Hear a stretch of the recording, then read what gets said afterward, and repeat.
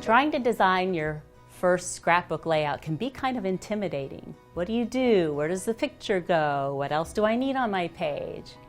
One of the easiest ways to get started with designing a scrapbook page is to use a sketch or a page map. And you can find these online. These two are from the Page Maps website, but you can find others as well. And this kind of gives you a roadmap, a recipe, a pattern for how to design your page. And it'll show you where to put your photos, your title, your embellishments, and so on. So if I'm going to do that, then all I need to do is look at my page map. I found one that I think is going to go well with my photos, and then collect together all the elements that are on that page, and then I'm going to be ready to scrapbook that page.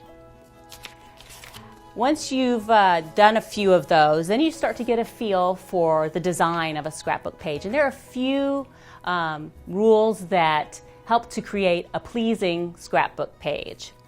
One of those is called the rule of thirds. So if you take your 12 by 12 scrapbook page and you divide it into thirds vertically and horizontally, you get something that looks like this.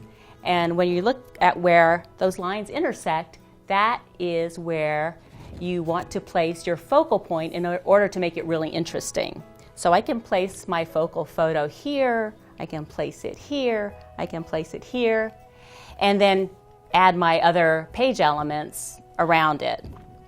If I were to add it just right in the middle, it's just not quite as interesting. And just keep in mind though, you are the boss of your scrapbook pages, so nobody can tell you what to do. These are just design principles that have been shown over time and that are used by scrapbookers, photographers, and so on. And here we have actually a page that exemplifies that principle. The photo is right over here in that sweet spot of the rule of thirds. And this is also a great example of just how simple a scrapbook page can be. It doesn't need to be complicated or intimidating, and yet it still has some fun elements to it with the ribbon and the clear photo letters. Another principle of scrapbooking is the rule of threes, or the visual triangle. And here's a page that demonstrates what we mean by that. We have 3 clusters of embellishments. And when you take any 3 items, it can be a color, it can be a shape, it can be an embellishment, and you repeat it 3 different places on the page so that those 3 points form a triangle when you draw an imaginary line between them, that's a visual triangle. And what that does is just help draw your eye across the page. So those are a couple of things to keep in mind when you're designing a scrapbook layout. If you're working in a Project Life scrapbook, that's an entirely different kind of page, as you can see here. The page protectors are divided into multiple little pockets. So you can treat each pocket like its own little canvas or its own little scrapbook page.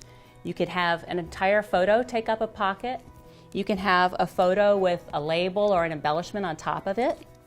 And you could even have a photo that stretches across multiple pockets. So either way you scrapbook, whether it's with Project Life or a more traditional method, these are some things you can keep in mind when you're designing your scrapbook layout.